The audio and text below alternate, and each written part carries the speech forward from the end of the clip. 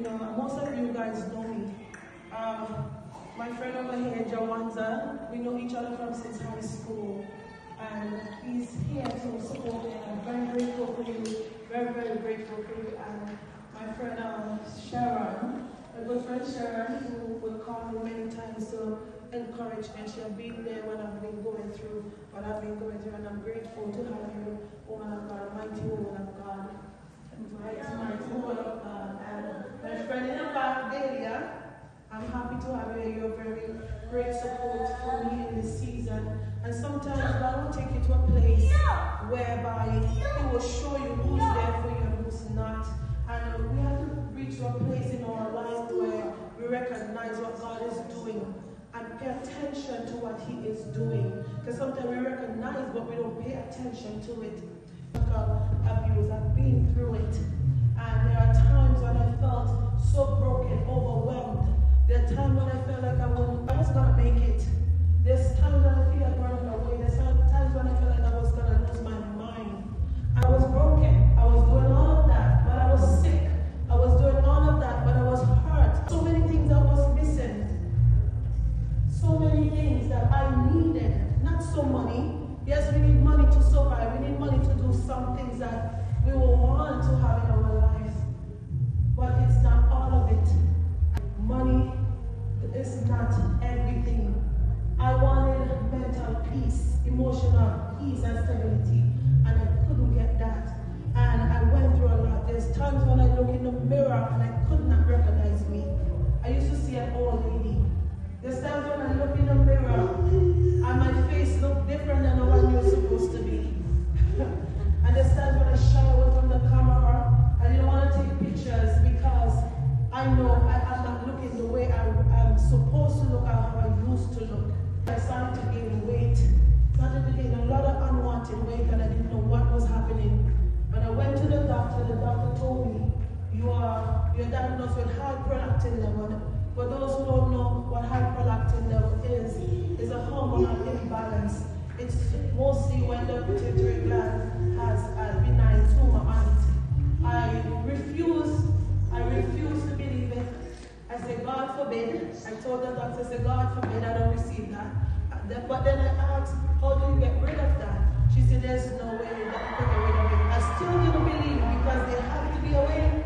There has to be a way out, right? And for years I suffered with that thing. And so many things that person will say to me. So many hurtful things.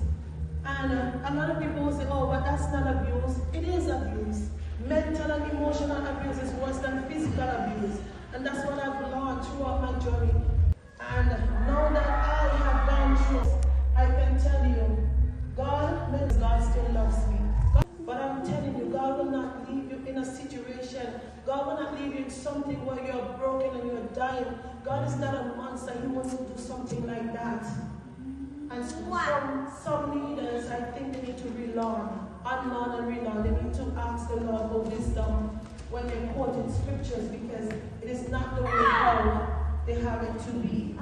And today I want to really teach on abuse because, not because, but because. I will say not because I see it all over social media, because the Holy Spirit dropped it in my spirit. And seeing it all over social media where women are being killed, women are being abused, women are being cheated. But I'm not saying that they're not going through the same thing, but I'm seeing where there's a pandemic of women just being abused and killed by their significant other. And it seems as if there's a spirit have taken over the men. So at this point, we have to pray for our men too. We have to pray for them. We cannot leave them to the wolves. We cannot, because we need them also. Glory to God. So the first thing I want to teach on is, what are the first signs of abuse? Many times we see it, but we look past it. Many times I've seen it before and I looked past it. And when you look past these signs, later on down the road you will meet it again. So pay attention to the first signs of abuse. Number one, calling you names that hurt. He's not joking. He wants to hurt you. He wants to break you. And I'm saying he because there's only women. Sorry, Joanza, the woman here. He wants to break you. He wants to hurt you. He wants you to feel less of yourself. So he will call you names like fat, ugly, and all these type of other names. And sometimes we look past it and say, you know what? He's just joking. No, he's not just joking. He's saying it because he wants to break you. Number 2, speaking to you harshly and dirty in front of any and everyone.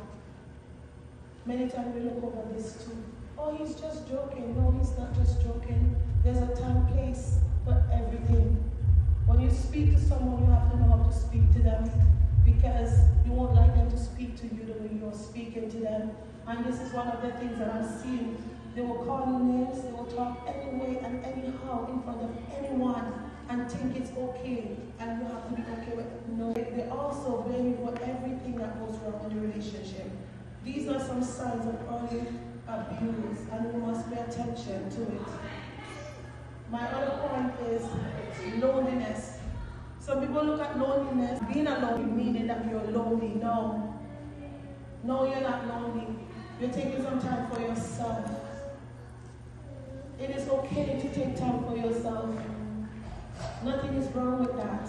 You don't have to always be in a relationship to feel happy. You can be happy alone. Yeah, you can be happy alone.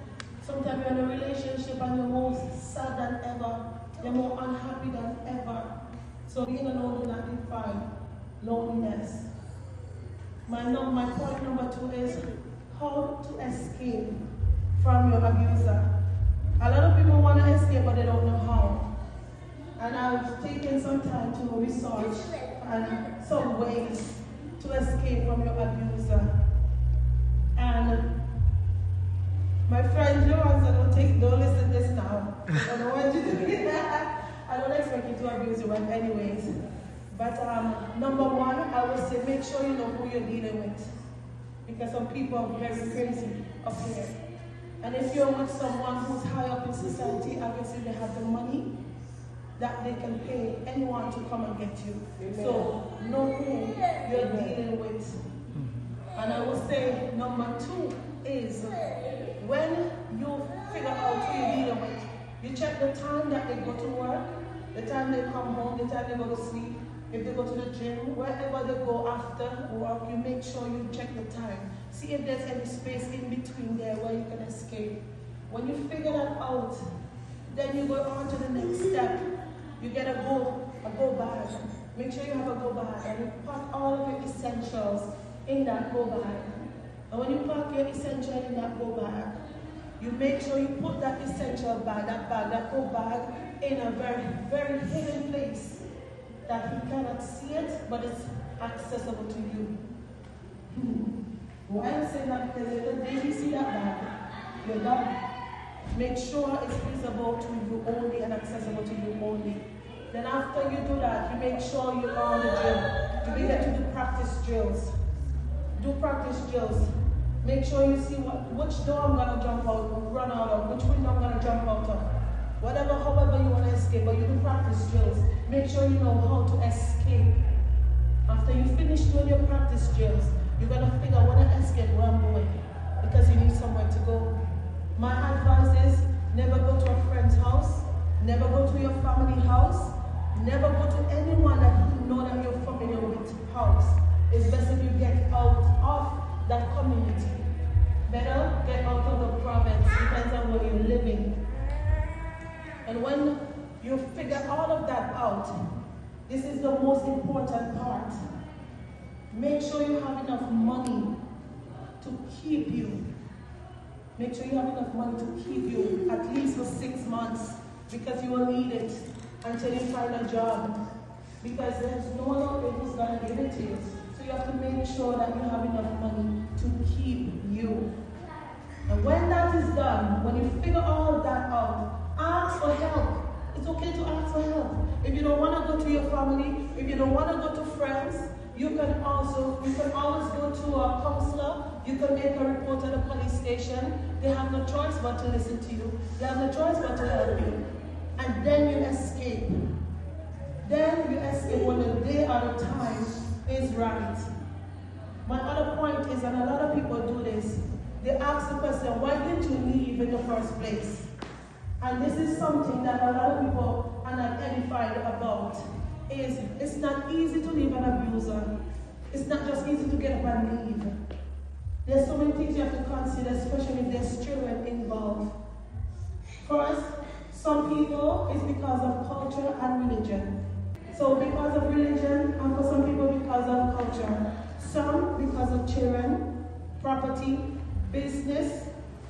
They don't want to leave. Some people, they don't leave because they don't have enough information. They don't know what to do. And the biggest one is fear. Some people don't leave because of fear. They are fearful of what the abuser could or would do. But I always love to say this. Stop thinking about what could happen that is negative or wrong. But think about the positive thing that can happen. You can escape and live your best life. You can escape and be happy. You can escape and find somebody else who's better than who you was with. So always leave the abuser. Do not stay there. It doesn't matter what is there. Sometimes you have to lose the game. Okay? I lost a lot. But I gained happiness. I gained peace. Peace of mind. I became restored. Thanks be to God. My other point is what to do and not to do after leaving your abuser. Don't go back. Don't go back. Do not call their phone. Change your number. Do not accept their calls. Don't go back. The day you go back is the day your world will change forever. And I promise you, it will not get better. It's going to get worse. Don't go back. Begin to find you again. Begin to be restored again. Build your self-esteem again. Build your confidence again. Find who you are. Begin to think again. Begin to feel free again. Change your number if you have to. Change your phone if you have to. Change your location. Change everything. But do not go back. And one thing I can say, the past never stay where it is. It always show up in the future. If you open that door for it to get a chance to, it will show up. So don't go back. And also, do not be hasty to jump in someone's bed. Don't do that. You're setting up yourself for another cycle of abuse. But rather, find your purpose. See what God is calling you to do. Ask God, what do you have me here for? What is my purpose? What's my next step? Why did you allow me to go through what I've gone through? What exactly you were preparing me for? And when you do that, then God, I promise you, He's going to answer you. Whether in a dream, a vision, He's going to talk to you open, He's going to send someone, something. He's going to prepare you in a way that will blow your mind. But if you open back that door, God will lead you up to your own demise because you did that. Okay? And my other point is how to move on and not make the same mistakes. Number one, get familiar with your core values. Get familiar with your beliefs.